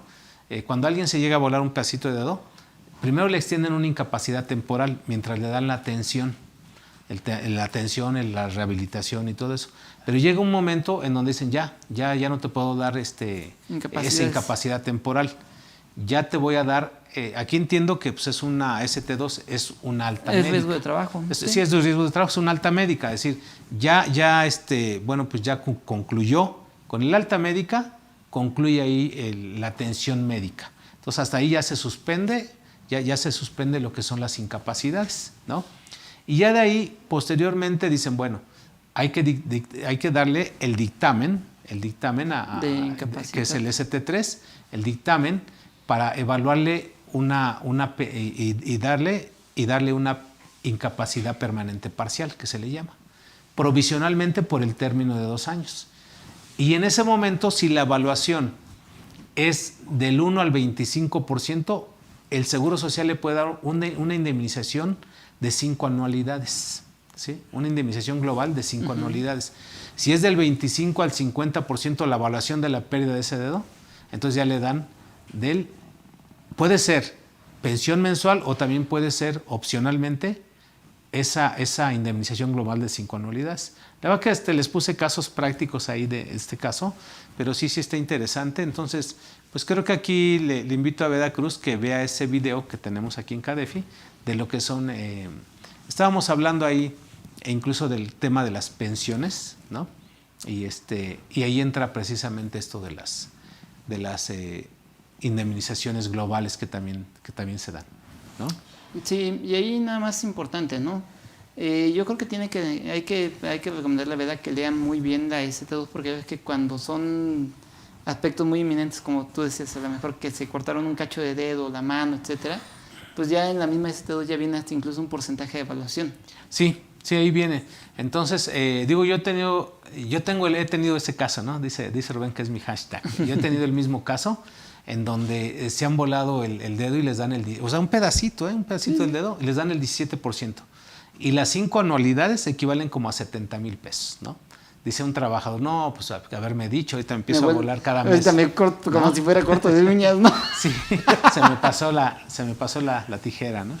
Pero okay. No, pues hay que tener cuidado, pero sí lo que comentas es importante. De acuerdo. A ver, nos dice Fabi, hola. ¿Y Fabiola. qué pasa con las compras, ventas internacionales donde los extranjeros no están dispuestos a ratificar su firma en México, ni siquiera venir al país? George. Es lo que hemos comentado, ¿no? Únicamente si hablamos de la fecha cierta, el cotejo de los documentos, no tiene que comparecer ninguna de las partes para ratificar su firma. Solamente el contrato ya firmado en original se lo presenta al fedatario y el fedatario le da una copia. Esa copia que le doy a la empresa, yo tengo el fenómeno de la matricidad, yo me quedo con un ejemplar y le entrego a la empresa el contrato que le va a servir como probatorio para la fecha cierta. Perfecto. Bueno, pues tenemos a Lucas Díaz. Dice, ¿para los contratos laborales se deben certificar ante notario para darle formalidad a la fecha cierta? Ya habíamos comentado que no. Que no. No, eso por sí solos ya se presume su existencia. Así es. Lo que son los contratos individuales de trabajo o contratos de trabajo, contratos individuales y el reglamento interior del trabajo, no hay necesidad de llevarlos ante notario, no hay necesidad de llevarlos ante la Secretaría de Trabajo y Previsión Social, ¿no? El reglamento interior del trabajo sí se tiene que registrar, se tiene que depositar ante la Secretaría de Trabajo y Previsión Social, pero no ante notario, ¿no? Sí. A ver, ahora nos dice Franco Ortiz. Buenas tardes, maestros, excelente tema. ¿Se le puede dar fecha cierta con firmas autógrafas electrónicas y los contratos laborales son válidos? Si están firmadas con firma autógrafa electrónica, ya que hay empresas que brindan este tipo de servicios electrónicos. Bueno, déjame ser un poquito purista. Ahí es donde está la confusión, Así ¿no? es, déjame ser un poquito purista, Franco. No es lo mismo decir firma autógrafa que decir firma electrónica. La firma electrónica jamás podrá ser considerada una firma autógrafa, aunque sí pueden causar los mismos efectos jurídicos. Eso sí, eso es bien claro. De hecho, el Código Fiscal de la Federación en el artículo 17D lo menciona. El Código de Comercio en el 89 lo menciona. La Ley de la Firma Electrónica Avanzada en el artículo 4 y en el artículo 7 lo menciona. 1803, segundo párrafo. En 1803 del Código Civil lo menciona. Entonces, como nos damos cuenta, tenemos 5 ordenamientos que le dan la fuerza jurídica, ¿no? Entonces, ahora, ¿puedo firmar de manera electrónica? Sí. Sugerencia, sello de tiempo. ¿Para qué? Para demostrar que el documento electrónico quedó inalterable en el tiempo. Ahora, si la pregunta es, ¿puedo llevarlo a fecha cierta con un documento firmado electrónicamente? La respuesta también es que sí. Así es. Es decir, un contrato individual de trabajo, a lo mejor sí le podemos dar esa firma, con esa firma electrónica, porque sí me ha tocado ver algunos contratos individuales de trabajo por la importancia que tiene, que son nóminas confidenciales y todo eso, en donde viene el contrato ya con una cadena original y un sello digital. Así es. ¿No? Entonces, en esos casos están utilizando esta alternativa, ¿no? Ir con un pack, decirle, oye, quiero que este documento le ponga sello del tiempo y adelante, ¿no? Así es. De hecho, reitero, ¿no? Vuelvo a mencionar el artículo 210A, Código Federal de Procedimientos Civiles, menciona que mientras un documento electrónico se mantenga inalterable en el tiempo, hace prueba plena en cualquier tipo de controversia jurídica. Sí, a veces se va a requerir quizá los dos. Ejemplo, un CFDI por una operación de $1 millón, ¿no? Y esa operación, ese CFDI o esa factura electrónica ampara un contrato, ampara una operación. Ahí lo recomendable es que por una parte tenga el CFDI con esa cadena original y esa fecha de sello en el tiempo, y por otra parte el contrato, ¿no? Ya llevándolo ante corredor público, ante notario, para que tengamos todos esos elementos de seguridad, por llamarle así, ¿no? De existencia y todo eso. Fíjate que esta pregunta que sigue está interesante para el debate, Telesforo. Nos dice René Jiménez. Licenciado Telesforo, maestro Carlos y licenciado Jorge. Buenas tardes. Constructoras, ¿sí o no deben contar con REPSE para los servicios de construcción de obras y edificaciones? Caso concreto. La empresa va a ampliar la planta de fabricación. Saludos. Sí, ¿no? Pues, mira, la recomendación en plano sería sí, con REPSE. Sin embargo, aquí vienen los asegúnes, ¿no? ¿Cuál es el asegún, Telesforo?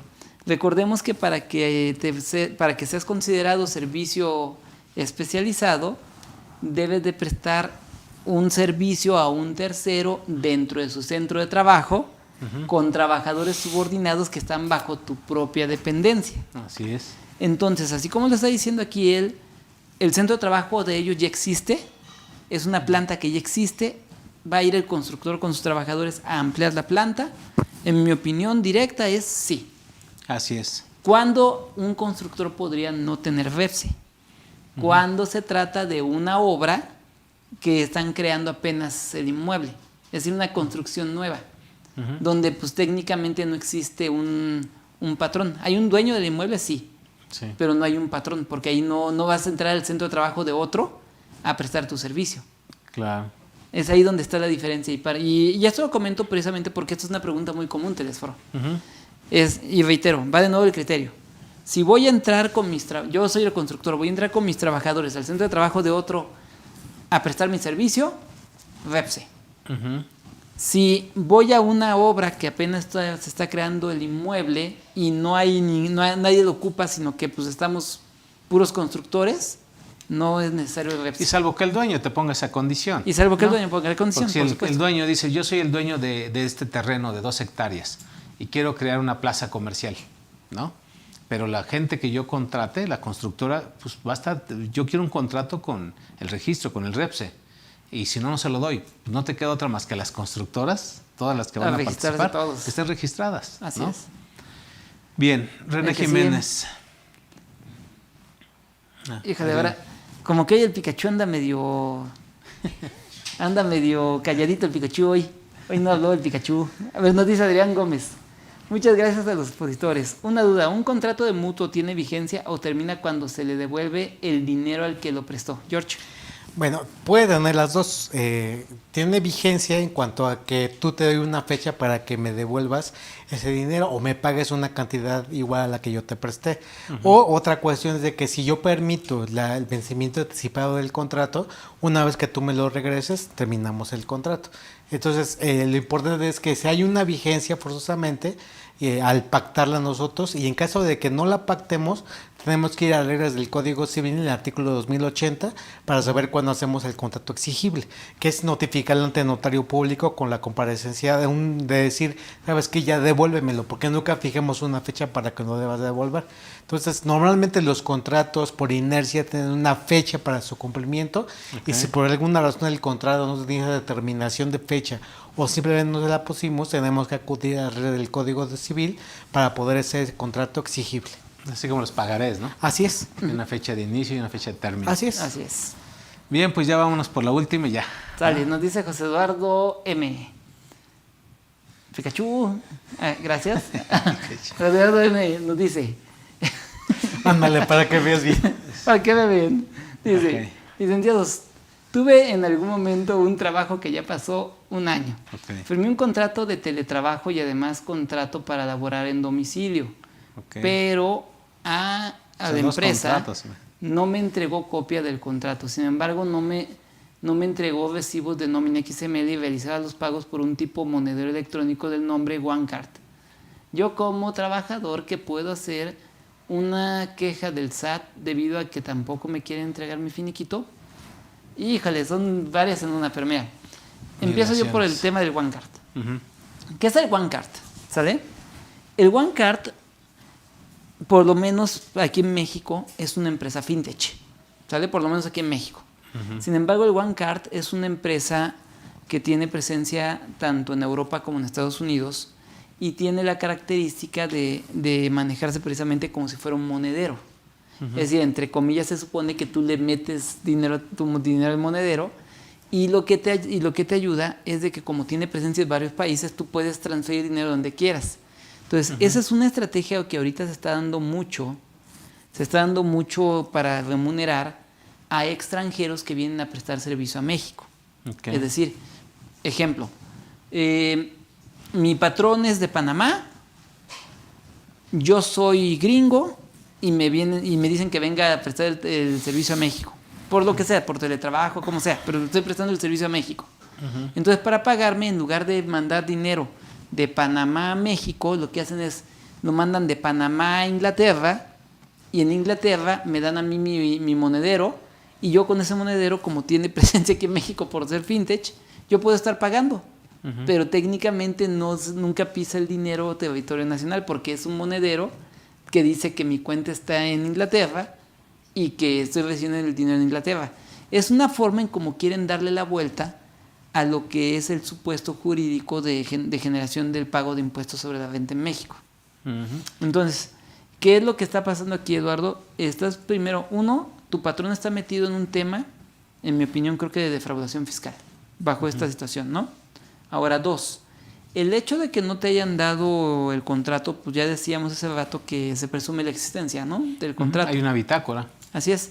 Y 3, José Eduardo, si tienes firma electrónica, tú te puedes meter a la página del SAT en la sección factura electrónica. Hay una sección que dice cancela y recupera CFDIs, y ahí te puedes meter a ver en donde dice en los recibidos, puedes meterte a ver si verdaderamente se emitió el CFDI. Y tú los puedes descargar de ahí los puedes descargar, José Eduardo, sin ningún problema. Y hay mucha probabilidad de que aparezca XML recibido 0, ¿no? O sea, así es. Digo, ya con la intención que tiene el patrón de no te da contrato y no te da los XML, pues quiere decir que por ahí anda mal todo. Anda mal ¿no? todo, entonces Ahora, sí. yo te preguntaría, en el caso del OneCard, ¿hay algún estado de cuenta? ¿Hay alguna manera donde él pueda, o simplemente, porque debe haber, rastreándolo debe haber algún documento acceso donde estén las operaciones? En el OneCard y otras parecidas tienen un acceso electrónico, o sea, puedes entrar a una página electrónica y puedes Consultar tus movimientos. Consultar tus movimientos. Por ejemplo, Digo, esto también para como una prueba de los depósitos que le así hicieron. es. Por ejemplo, ahorita en el TikTok seguido te anuncian de tal tarjeta, ven y agárrala y que no de tanto. Pero todos esos precisamente son esos, son fintech que traen una estrategia internacional y lo que están haciendo es que están utilizando, digamos así, como que una red global. Entonces, tu dinero puede parecer que viene de Australia, o puede parecer que viene de Sudáfrica, o puede parecer que viene de Alaska, aunque tú estés aquí en México. Sí, porque la Ley Federal del Trabajo dice que está prohibido el pago en vales, en fichas, ¿no? Y ahí ese es el tema. Pero aquí en relación con el OneCard, mi pregunta es, porque habla de, pues ya ves que están las transferencias electrónicas, los monederos electrónicos, y los contempla como un medio de pago. Pero ese monedero, en este caso, ¿este es un monedero electrónico? Sería un símil. No cae expresamente en la definición mexicana de monedero electrónico telésforo, porque no tiene las características que pide el SAT. Pero básicamente sirve para lo mismo. Pero te digo, sería un símil. Sí, pero bueno, pues tendría que, José Eduardo, pues tendría que hacer también la denuncia ante el SAT. Digo, ante el SAT, ante la Secretaría de Trabajo y Previsión Social y ante el Instituto Mexicano del Seguro Social. La verdad es que sí, digamos, a mí me ha tocado esas experiencias en donde los trabajadores van y denuncian ante el Seguro Social, ante el SAT y ante la Secretaría de Trabajo. Y la verdad que una de ellas llega primero para decir, a ver, vamos a revisar al patrón, ¿no? Y ya por ahí, cuando menos, sí está el acto de molestia y mucha probabilidad de que el trabajador por ahí tenga el sartén por el mango, ¿no? Sí, claro. Y bueno, esta última nos dice Adrián Gómez. En alguna plática, el doctor Santillán recomendó actualizar nuestro contrato de trabajo con los requisitos que señala el artículo 25 de la Ley Federal del Trabajo. Pero tengo dudas si esto sería como una adenda a nuestro contrato original. No, es un convenio. Sí, Es un mira, convenio que modifica. Eso de la actualización, vamos, en algunos casos se puede dar. Yo, la verdad, recomendaría que se hicieran de nuevo, con la cláusula que comentamos. O sea, como que debemos orientar a todos nuestros amigos que nos están viendo con una sola posición, ¿no? Yo en lo particular, si a mí me dijeron, oye, fíjate que tengo los contratos y mira, vamos a hacer los nuevos. Ya hay nuevas cosas, ¿no? A lo mejor en ese contrato no hablaste de las cláusulas de los derechos humanos, o no hablaste de la cláusula de los fumadores, o no hablaste de alguna otra cláusula importante, ¿no? Pues vamos sí, seguramente el aviso de privacidad no lo tiene, el manejo de los datos de los trabajadores no lo tiene en ese contrato. Y hoy en día hay una ley que regula esa parte. Entonces, por lo tanto, yo tomaría un contrato nuevo, y porque como adendum, a lo mejor es como parchar algo. A decir, mejor, aquí tenemos el formato para los operativos, para los administrativos y para los generales, ¿no? Y es más fácil que estar ahí parchando un contrato, estarlo revisando para ver qué le faltó y a lo mejor hasta en la redacción, ¿no? Hasta en la redacción hay que meterle ahí un poquito más de tiempo. Pues mejor agárrate un modelo y hazlo de una vez, reconociendo la antigüedad. Así es. Bueno, pues llegamos a nuestro final. Licenciado, comentarios finales. Bueno, comentarios finales es que vayan ante el corredor para hacerlo de la fecha cierta. Sí, visualicen muy bien los documentos que tienen, porque muchas veces la línea del tiempo es suficiente, y otros tantos, recuerden que si es para algo probatorio, pues tengan cuidado con la fecha cierta, porque la fecha cierta no es algo que me vaya a servirme el día de hoy, sino me puede servir tiempo después. Así Ese es el problema. Tengo la fecha cierta de este documento de hoy, pero que 2-3 años tal vez lo tenga guardado el documento. Sí. No me va a servir hasta dentro de posterior vez, en un ejercicio fiscal distinto, me pueda llegar a servir para aprobar algo. Me gustó la frase, hay que ser precavidos. Precavidos, es, ¿no? Precavido. Carlos. Bueno, mi comentario de cierre, pues, verdaderamente tenemos opciones para el tema de la fecha cierta. Obviamente todos hay, ahora sí que hay a todos los costos de todos los bolsillos, porque si quieren irse por el lado de los sellos de tiempo, la gran mayoría de los packs te ofrecen 10 sellos de tiempo gratuitos.